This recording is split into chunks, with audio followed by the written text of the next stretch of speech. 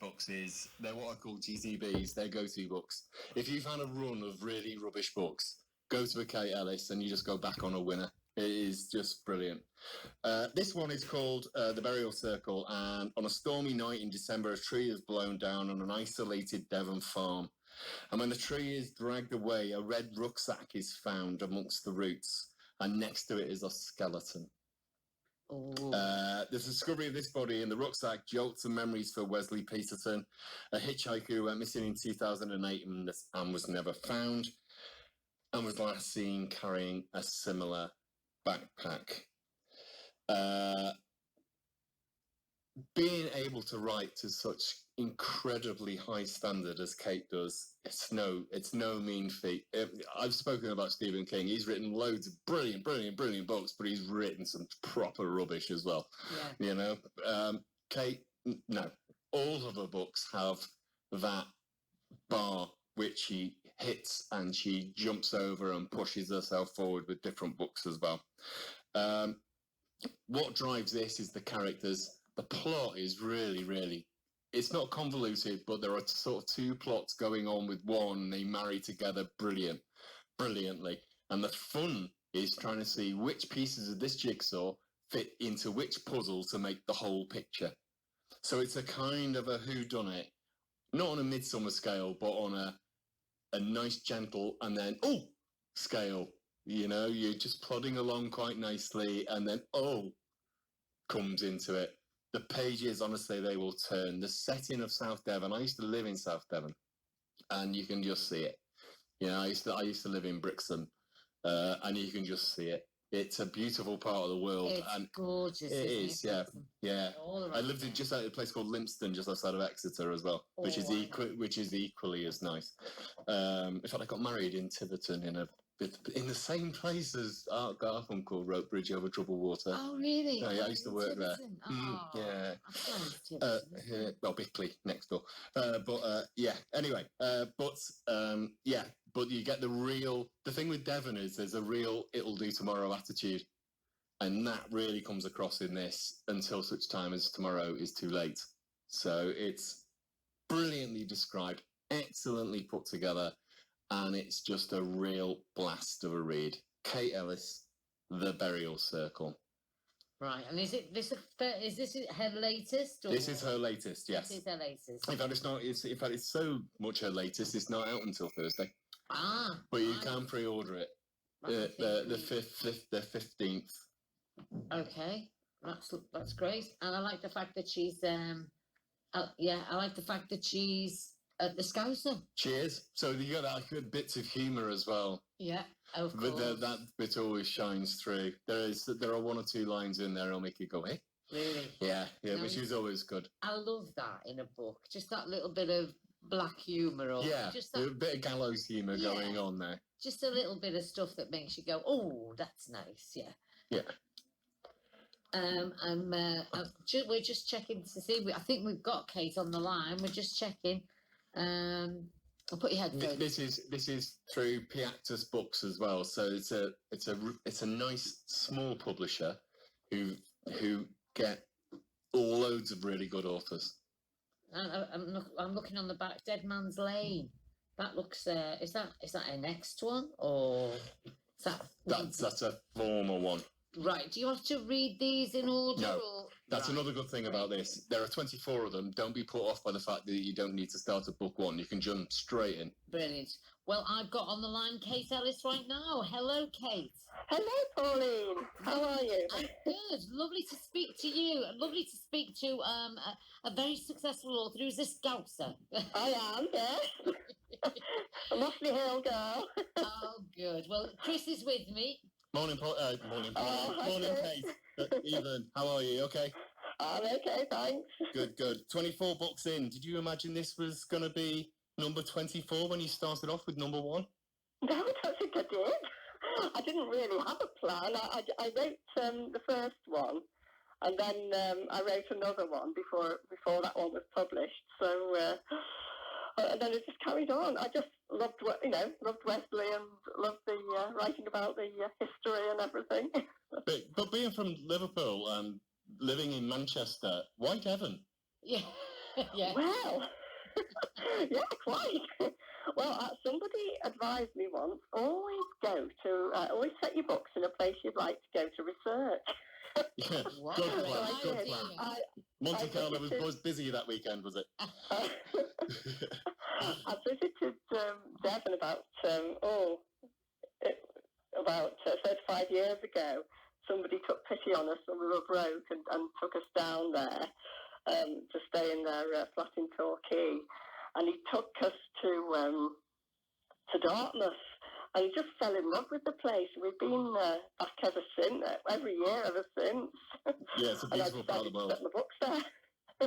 Oh yeah, it's fabulous. As is Cornwall, isn't it? Both of those places are Mm. fabulous. Oh, yeah.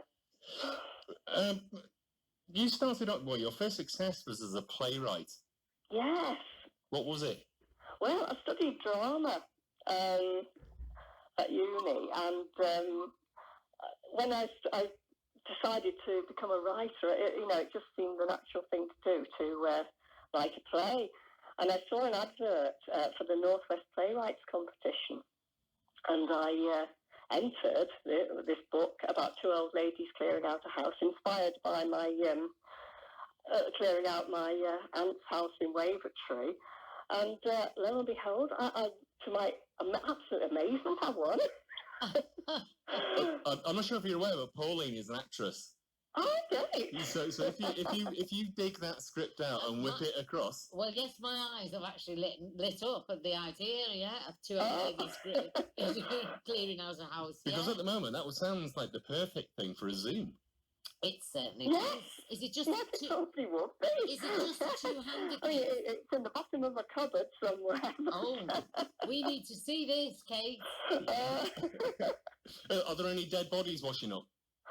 No, there aren't in that, actually. No. That's okay. That's But I've fine. always loved crime, so I suppose when I started actually writing books, I just had to write whodunits. Yeah. Well, that's certainly what this is. As with most, if not all, of your books, there's a touch of history and supernatural involved in Yes. this. Where does that love of history and how do you go about sort of researching? Because anything like that has got to be accurate, hasn't it?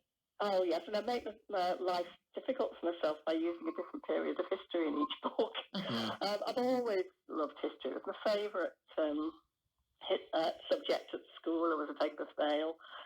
I remember my history teacher, Miss Parr, very well, with affection. And I just wanted to involve history in my books. Yeah. And archaeology as well, because that's always interested me. Why archaeology particularly? I think Agatha Christie said inside every archaeologist is a detective trying to get out, solving mysteries from the past. Yeah. I hadn't actually thought of it like that. It makes sense. Yeah. And putting puzzles together and finding out where things belong in correct orders and things as well. Yes, that's right. Last year you won the CWA Dagger in the Library. Oh, yes, I did. I was absolutely thrilled. How do you get to win that? Well, it's voted for by librarians, actually, and library readers. And I was quite honoured because I think libraries are so important. I have very fond memories of going to the library as a child, and there's something I've always loved. And I've always done a lot of events in libraries, talks and murder mysteries and that. So I've always believed in supporting libraries. This is the thing with libraries. People tend to think libraries are for borrowing books, but they're for so much more than that, aren't they? Oh, definitely, yeah, especially these days.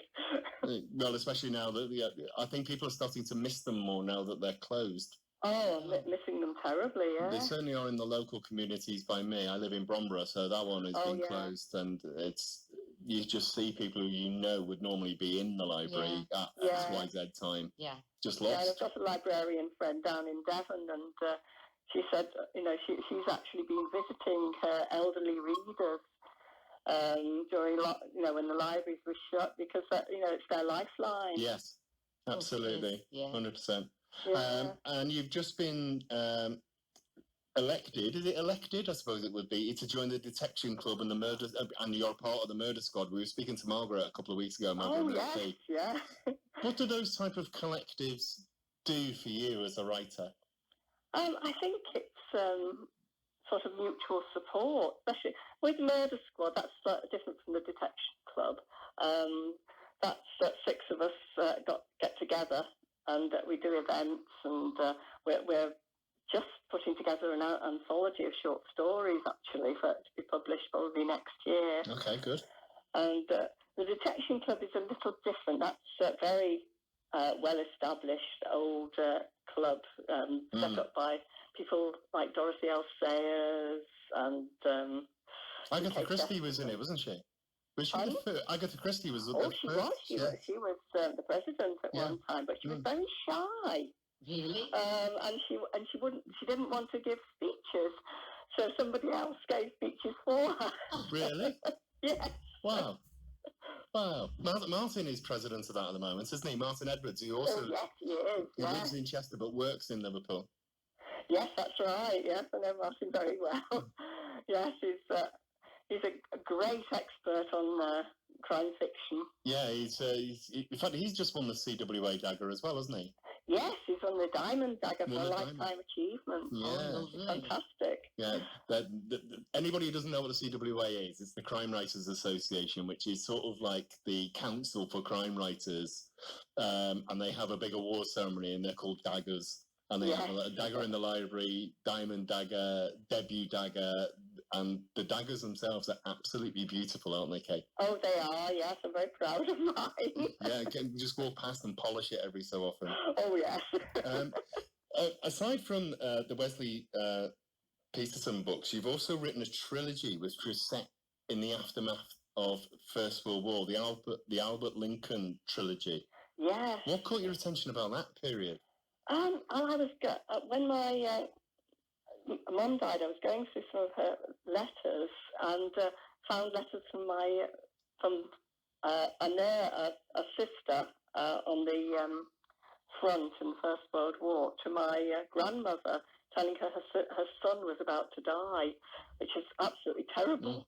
You know, I've got 2 sons, and that the thought is absolutely horrendous. But the story has a happy ending because that soldier was my grandfather and he did survive.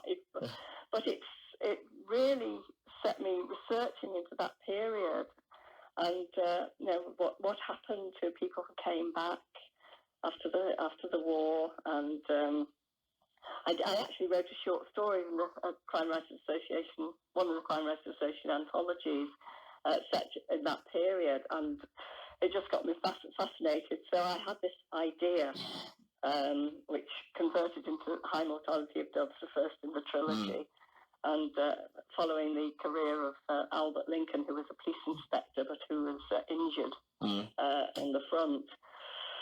So, it developed from there, and the last one, The House of the Hanged Woman, is out in November, and that involves Liverpool quite a lot. Does it? Okay. He's a Scotland Yard inspector, but in those days, police forces didn't have their separate CIDs, so Scotland Yard would come up to investigate a murder. Oh, right. And in all 3 cases of the trilogy, he comes up north to investigate them and investigate strange cases. So the excuse to come home is there for the research, isn't it, Kate? Yeah, oh yeah. That's right. So what do you find the best part or the most, okay, I'm going to split it in 2. What do you find the best part and the most difficult part of being a writer? Oh, the best part is actually writing and loving it. And when everything gels, when you get new ideas and see a new way of doing something, because my plots are quite intricate. That's very satisfying when everything comes together. And also, I find, which is I'm really missing at the moment, is meeting readers.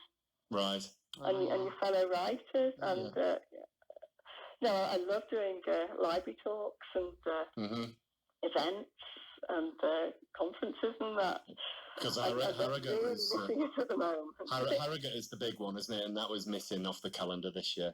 Yes. Oh, yes. I had a full diary this year, and everything's crossed out. Yeah, it's a shame. So, what's the most difficult part?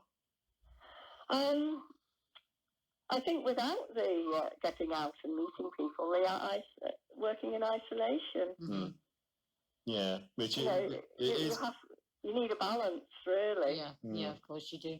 Yeah. because writers tend to be locked in their room, don't they? Yes.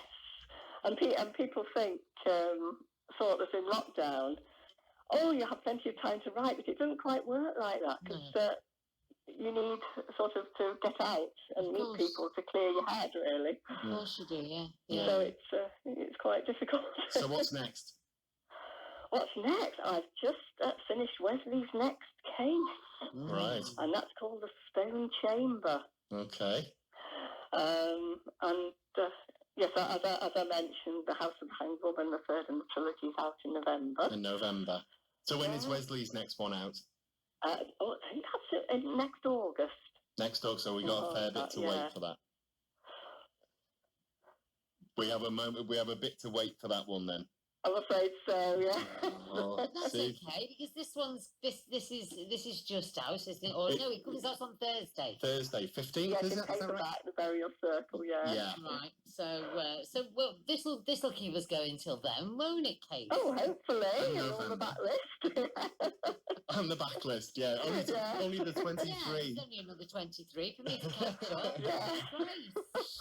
It never ceases to amaze me the fact that I've written that many. That's amazing.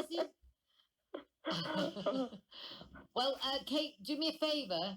Dig out that script and let me know. Let me see it. I will. And thank you so much for joining us today. Oh, thank you for having me. It's been lovely speaking to you. Thanks ever so much, Kate, and I'll catch up with you soon at one of your talks, probably at Lingham's in Heswall. Oh, hopefully. Sooner rather than later, once this nonsense is Oh, over. with. hopefully, yes. Thanks very much, Kate. Bye-bye. Thanks. Bye-bye. Bye. Oh, a lovely lady. Cheers. Yeah. She is very, very nice. Very accessible. So if you do get to see her speaking, don't be afraid to go up and say hello. Yeah. In fact, that's the same with most authors, to be Yeah. quite perfectly honest. Yeah. Whether they're big names, mid rankers, or just starting out, authors are always happy to talk about what they do and how they do it. Always. Oh, that's because they're locked in writing and they need to meet people. Yeah, absolutely.